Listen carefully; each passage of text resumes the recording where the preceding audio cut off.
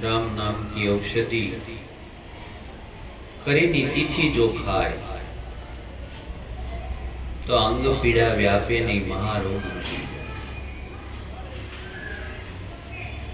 આપણને રોગ થયો છે, મહારોગ થયો છે।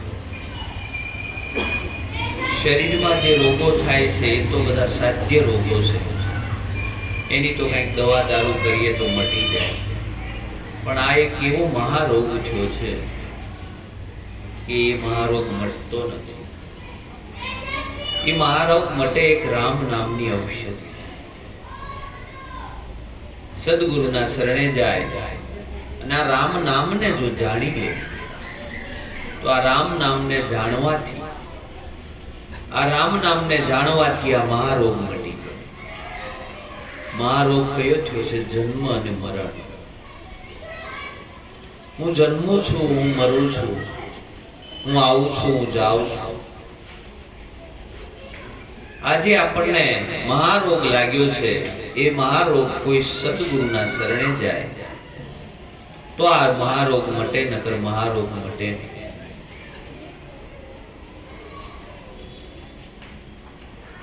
જે મહાપુરુષો થયા એને આ રોગ મટી ગયા। ધ્રુવને કે 5 વર્ષના ધ્રુવને અવિચળ પદ આપ્યું। એ અવિચળ પદ છે એ પોતાનું સ્વરૂપ છે, જ્યાં ક્યારેય ચલાયમાન થવાય એવું નથી, એ ક્યારેય ચલાયમાન થતું નથી, એવું પદ છે એ પોતાનું સ્વરૂપ છે। પણ જ્યાં સુધી પોતાના સ્વરૂપને ઓળખતા નથી ત્યાં સુધી આ જન્મ મરણના ચક્કરની અંદર આપણે ભર્યા જ કરીએ છીએ। પણ ધ્રુવે જ્યારે આ સ્વરૂપને ઓળખ્યું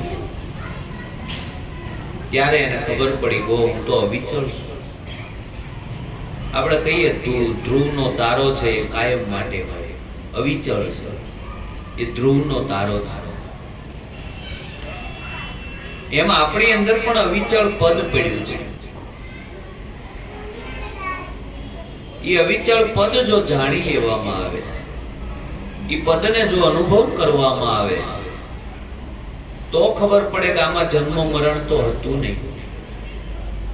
આ જન્મ મરણ પણ મારી ભ્રાંતિ છે।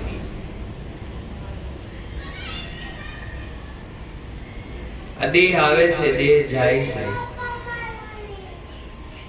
પણ અંદર જે પદ પડ્યું છે, જે પોતાનું સ્વરૂપ છે, જે ક્યારેય ચલાયમાન થયું નથી, એ પદ તો સદા સદોદિત રહેવા વાળું છે।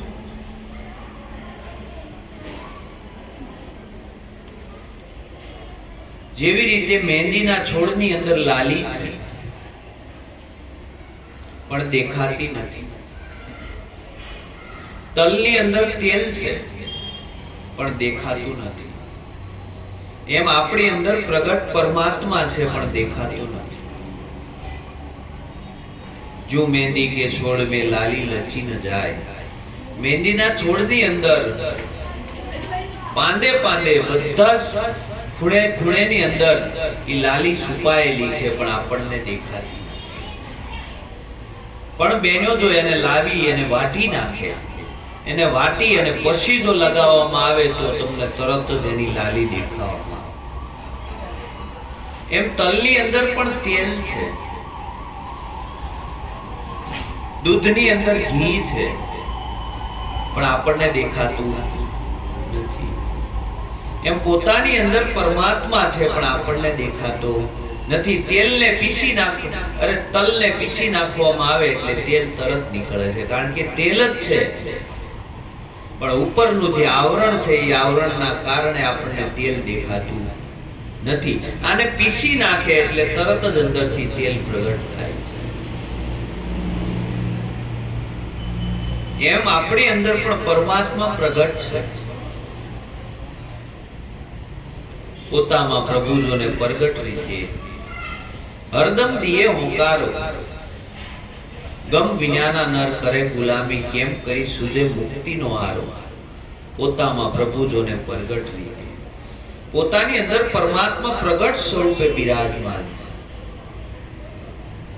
પણ જ્યાં સુધી ઓલી મહેંદીનો પાન પીસાય નહીં ત્યાં સુધી લાલી નીકળે નહીં, એમ જ્યાં સુધી આપણું પોતાનું હુંપણું છે એ હુંપણું મટે નહીં ત્યાં સુધી પરમાત્મા પ્રગટ થાય. કારણ કે પોતાના ઓઠે જ છુપાયેલો છે. પડદે રહીને પોષણ કરાવે જગતનો એ જીવાડનારો, વૈભવ વિલાસ જેને આપ્યા જગતને, પોતે રહે પરવાર. પોતાના જે હુંપણાનો પડદો પડ્યો છે એ પડદાને આડે જ પરમાત્મા છુપાયેલો છે. પણ જો હું મટી જાય અને એને ઠેરાવી દે તો કામ થઈ જાય. સંતોએ કીધું જબ મેં થા તબ હરી નહીં, અબ હરી હૈ તબ મેં નાહી. પ્રેમ ગલી ઇતની સાંકડી તામે દો ન સમાય. આમાં બે રહી શકે એવું નથી, એક જ રહે. કા આપણે રહીએ કા પરમાત્મા રહે, બે છે નહીં. પણ અહંકારના કારણે, અજ્ઞાનના કારણે હું ઊભો થયો, અને હું ઊભો થયો એટલે પરમાત્મા દેખાતો. પરમાત્મા છે, પ્રગટ છે. પણ આ હું મટે નહીં ત્યાં સુધી એ તત્વ પ્રગટ થાય નહીં. પોતાના પણ સદગુરુ મળે એટલે પોતાનું જે ઉપરનું આ જે હું છે એને બાદ કરે કે આ તારા આવરણો મને આપી દે. જે તને ભક્તિ માર્ગમાં બાધક છે, જે તને સ્વરૂપની ઓળખાણ થવા દેતા નથી, એ જે આવરણો છે એ આવરણો છે ને તો એ આ તનના જ આવરણો. આ જો મટી જાય તો પરમાત્મા પ્રગટ થાય. આપણે ઘી જોતું હોય તો દૂધ હોય એમાં મેળવણ નાખીએ, મેળવણ નાખીએ અને પછી એને હલાવી હલાવી નો કરીએ અને પડ્યું રહેવા દઈએ. સાંજે મેળવણ નાખી દીધું હોય, સવાર સુધી પડ્યું રહેવા દો એટલે દહીં થઈ જાય. એમ સદગુરુએ આની અંદર મેળવણ નાખ્યું છે, હવે એને પડ્યું રહેવા દેવાનું છે. સ્થિરતાના ઘરની અંદર પડ્યું રહે એટલે બરાબર જામી ગયું. પછી સંતોએ એનું વલોણું કર્યું એટલે એમાંથી માખણ નીકળ્યું. સાસ સાસ નીચે રહી માખણ ઉપર આવી. એ માખણને બરાબર પછી જ્ઞાન અગ્નિમાં તપાયું. બરાબર એ અગ્નિની અંદર તાપ્યું ને એટલે એની અંદરથી શુદ્ધ નારાયણ સ્વરૂપ ઘી પ્રગટ. ઘી તો હતું જ પણ દેહ જોવામાં આવતું નહોતું. એમ પરમાત્મા બધાની અંદર છે, આપણા બધાની અંદર પણ દેખાતો નથી. અને આપણી પોતાની અંદરથી આંખ એવી છે કે આપણને કંઈક વિશિષ્ટ સ્વરૂપે દેખાય તો આપણે માનવા તૈયાર છે. નકર આપણને પરમાત્મા જેવું કઈ દેખાતું નથી. આપણે કંઈક એવા ટેવાયા છીએ, કંઈક વિશિષ્ટ સ્વરૂપે મારે પરમાત્માનું દર્શન કરવું છે. કોઈ કે એ 1000 નેત્રો વાળો છે, કોઈ કે એ સહસ્ત્ર ભુજા વાળો છે, કોઈ કે એ અનેક મુખ વાળો છે. આવો પરમાત્મા આપણે જોવો છે. કૃષ્ણના વિરાટ સ્વરૂપના દર્શન જ્યારે થયા ને ત્યારે આંખો ફાટી ગઈ. અર્જુનને કહે પ્રભુ બસ, હું તમારું આ તેજ જોઈ શકતો નથી. તમારા અનંત નેત્રો છે, તમારી સહસ્ત્ર ભુજાઓ છે, તમે અનેક હાથ વાળા છો, અનેક પગ વાળા છો, એવું તમારું સ્વરૂપ છે. આ સ્વરૂપ જોઈને કે મારી આંખો હવે આમ ફાટી ગઈ છે. પ્રભુ હવે બસ મૂળ સ્વરૂપની અંદર આવો. આપણે વિચાર કરીએ કે 1000 હાથ વાળો હશે કઈ રીતે? આ બધા જેટલા બેઠા છે એ બધા હાથ તમે ગણો તો એ 1000 હાથ વાળો છે. એવી જ રીતે પ્રગટ છે આ જગતની અંદર. એને હજારો નેત્રો છે, 1000 મુખ છે, અનંત મુખો વાળો પરમાત્મા આપણે સમક્ષ બેઠો છે, આપણી સામે બેઠો છે. પણ એ સ્વરૂપનું આપણને વિરાટ સ્વરૂપનું દર્શન થતું. એ વિરાટ સ્વરૂપનું દર્શન માતા યશોદાને કરાવ્યું. જ્યારે કૃષ્ણએ માટી ખાધી, કૃષ્ણએ માટી ખાધી એટલે માં યશોદા કે બેટા શું ખાધું? કાંઈ નહીં. નહીં કે મોઢું ખોલું. શું ખાધું? એટલે મોઢું ખોલે. મોઢું ખોલે એટલે એ મુખની અંદર આખા બ્રહ્માંડના એને દર્શન થયા. એટલે માને એમ છે ઓહ, આ હું જોઈ રહી છું. આખું બ્રહ્માંડ આના મુખની અંદર છે. એટલે કૃષ્ણએ પાછી મોઢું બંધ કરી અને માને ખબર પડી ગઈ સાક્ષાત બ્રહ્મ મારા ઘરે આવ્યો છે. પાછો એ કે ઉપર માયાનો આંસળો ઓઢાડી દીધો ને એટલે માં યશોદા ભૂલી ગઈ, પાછી દીકરાની ઘોડે વાલ કરવા પડી. નકર જો વાલ ન કરે તો એ તો પ્રેમ મેળવવા માટે આવ્યો તો કૃષ્ણ એ કે માથે કે માયાનો આંસળો એવો ઓઢાડી દીધો ને એટલે પછી યશોદાને ખબર ન રહી કે આ બ્રહ્મ છે. આપણે તપાસ કરવાની, સદગુરુના મુખની અંદર આખું બ્રહ્માંડ છે કે નહીં? આખું બ્રહ્માંડ એની અંદર છે. સદગુરુના શરણે ગયા ત્યારે એનું દર્શન કર્યું આપણે, ઓ આખું બ્રહ્માંડ આમાં છે. અને આપણે પોતે હા પાડી, હા 1000 મુખ વાળો છે, 1000 નેત્રો વાળો છે, આવો પરમાત્મા છે. આપણે પોતે એના દર્શન કર્યા ને પછી સવારે પાછું મન ઓલું ઊભું થયું ને, મન ઊભું થયું એટલે અંદર માયાનો આંસળો પાછો ઓઢાઈ ગયો ને એટલે પાછા માયામાં આવી ગયા કે મહારાજે કંઈક બતાવ્યું તું પણ હવે આમાં કઈ ખબર રહી નહીં. સવાર થયું ત્યાં બધું ભૂલાઈ ગયું. નકર આજે કહેતો તો કે આ આવડો હાથ તે કે હા ઈ જ તે. જો આને શસ્ત્ર કાપે ખરું તે કે નહીં, આને પાણી ભીજવે ખરું તો કે નહીં, આને અગ્નિ બાળે ખરું તો કે નહીં, આને પવન સૂકવે નહીં, અગ્નિ બાળે નહીં, આ અજન્મા બોલ્યા જન્મેલું ખરું તે કે નહીં, તો તમે જન્મેલા તો કે નહીં, તો કે તમે મરો તો કે નહીં. બરોબર છે. જેમ જેમ વિરાટ સ્વરૂપનું દર્શન થયું અને ધીરે ધીરે હવાર થયું ને અને ધીરે ધીરે મન ઊભું થયું એટલે કે મહારાજે બતાવ્યું તો ખરું વિરાટ સ્વરૂપ, પણ પાછો આ માયાનો આંચળો એવો માથે આવી ગયો ને એટલે પાછું ભૂલાઈ. પાછી એને યાદી કરાવે સદગુરુ, નિત્ય સત્સંગ દ્વારા યાદી કરાવે, જોઈ લે તારું સ્વરૂપ આ છે. આને કાંઈ સંભવી શકે નહીં એવું તારું સ્વરૂપ છે, પણ એ સ્વરૂપમાં આપણી સુરતા રહેતી નથી.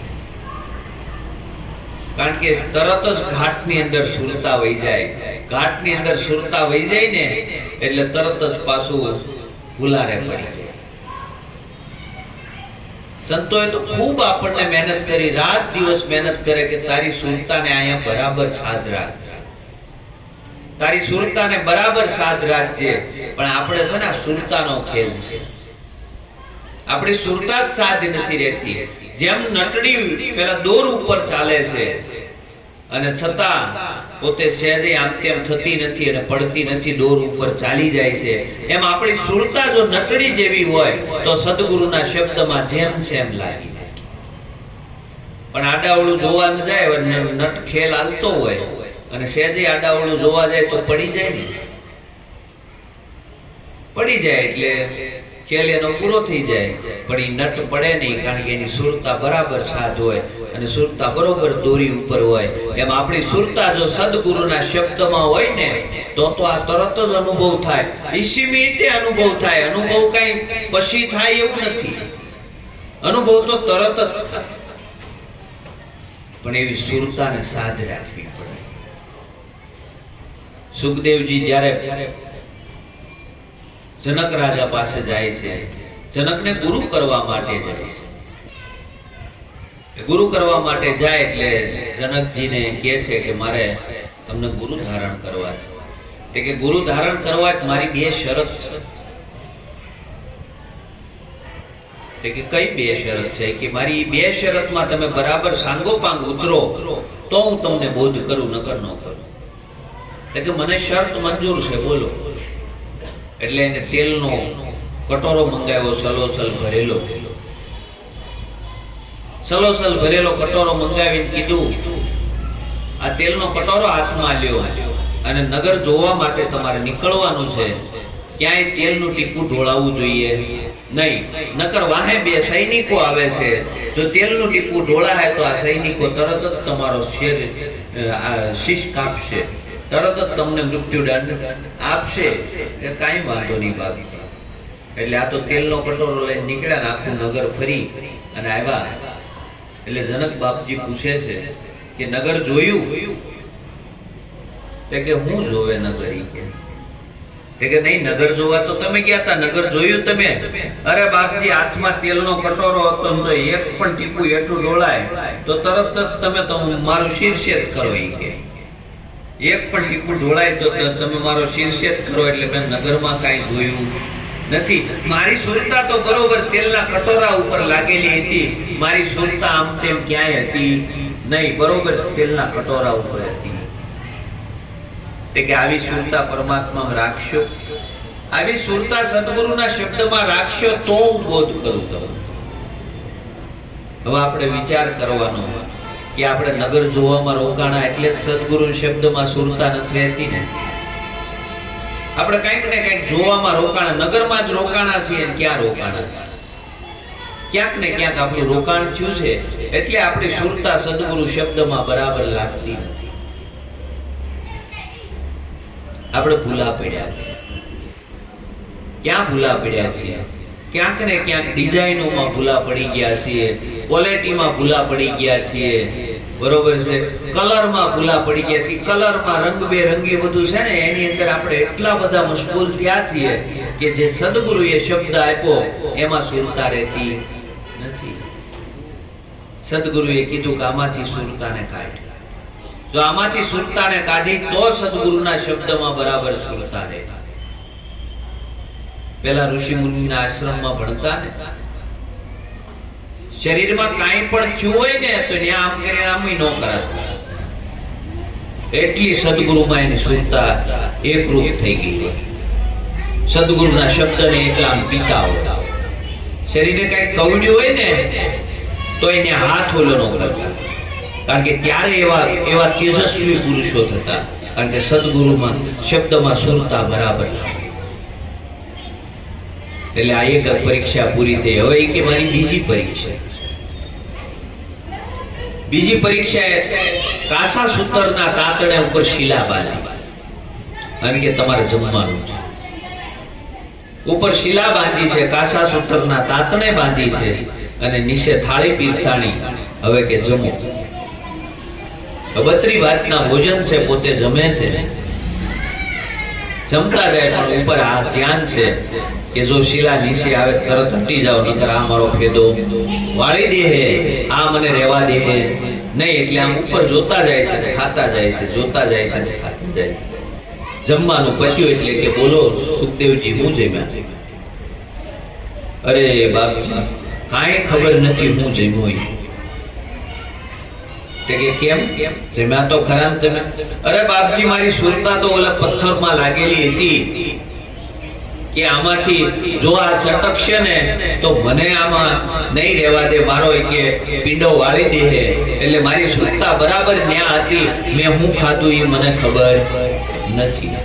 તે કે આવી સુરતા પરમાત્મામાં રાખશો તો હું તમને બોધ કરું. હવે આપણે તપાસ કરવાની કે આપણે કંઈક ને કંઈક આમાં જ રોકાણા, સ્વાદમાં જ રોકાણા છીએ ને, રસ લેવામાં જ રોકાણા છીએ ને. કેટલા રસ છે અને એ રસથી આપણે તરબોળ છીએ. એ રસમાં ક્યાંક ને ક્યાંક આપણે રસ લેવાના જીવાયા છે. આપણે ભજનમાં ગયા હોય તો ન્યાય આપણે રસ લેતા હોય. એવું નથી ભજનમાં રસ નો આવે, ન્યાય રસ લેતા હોય. કેવો રસ લેતા હોય?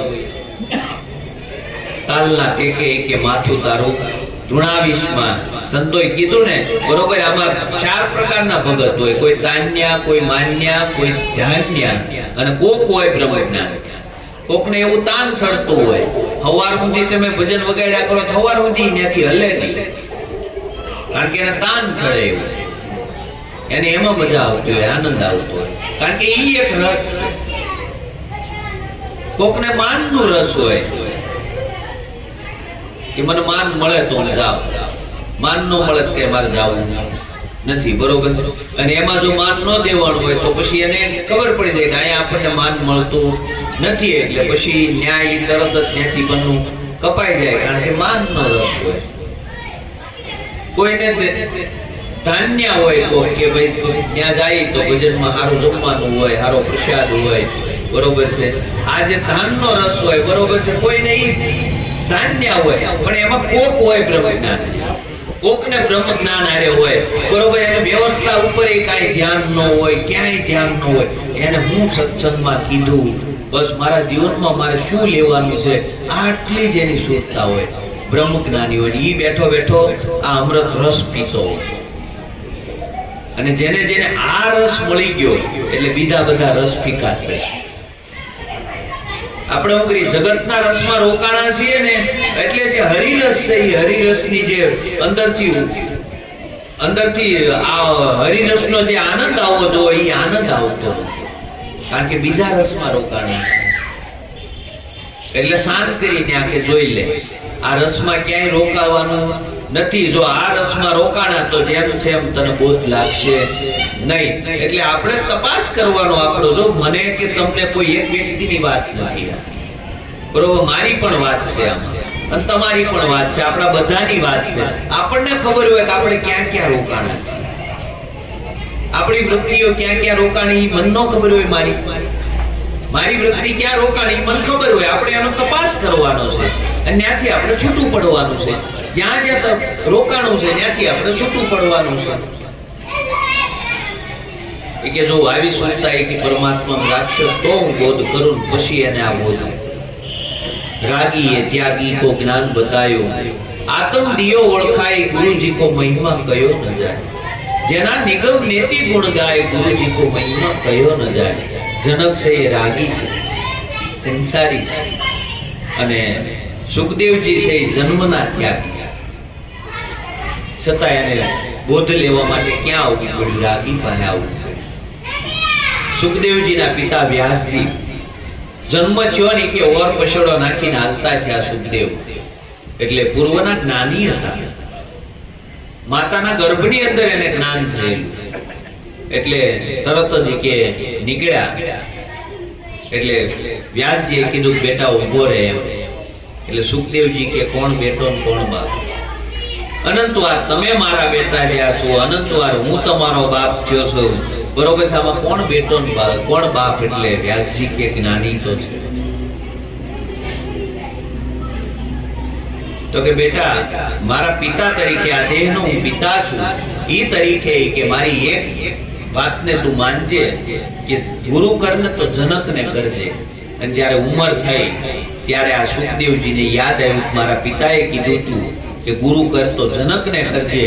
હવે જનકને ન્યાય જાય છે. આ આખો સંવાદ છે, આપણા શાસ્ત્રોમાં ખૂબ એનું વર્ણન છે. હવે જનક જેવો રાગી પુરુષ છે એ ત્યાગીને જ્ઞાન બતાવે છે અને આત્માની ઓળખાણ કરાવે છે. કારણ કે આમાં એવું નથી કે ઘર છોડીને જવું પડે તો જ પરમાત્મા મળે, બરોબર છે. જ્યાં બેઠા છો ત્યાં જો એવો સમૃદ્ધ સદગુરુ મળી જાય, એવો કોઈ સંત જો ભેટી જાય તો જ્યાં છો ત્યાં પરમાત્માનું ભજન થાય એવું છે. જ્યાં છીએ ત્યાં પરમાત્માની ઓળખાણ થાય એવું છે. કારણ કે સંસાર છોડીને જવાનું નથી. સંસાર છોડીને જાવું તો પાછો આપણે નવો ઉભો કરવાના છીએ, આપણને ખબર જ છે. જે ગયા છે એને નવો ઉભો કર્યો છે પાછો. આને છોડીને ક્યાંય જઈ શકાય એવું નથી. અહીંથી સંસાર છોડી દીધો, ઘર બાર બધું છોડી દીધું, પછી જંગલમાં જઈને પાછી ઝૂંપડી બાંધી ત્યાં નવો સંસાર ઉભો કરીએ છીએ. ફરક બીજો કાંઈ નથી. ત્યાં જઈને નવો સંસાર ઉભો થાય છે આપણો. સંસાર તો જ્યાં છે ત્યાં, પણ સંતોએ કીધું સંસારમાં સરસો રહે મન રાખ મુજ પાસ, સંસારમાં લોપાય નહીં એને જાણવો હરિનો દાસ. જો સંસારમાં લોપાય નહીં તો એને હરિનો દાસ જાણ. સંસારમાં રહેવાનું, પણ કેમ રહેવાનું? જળ કમળવત.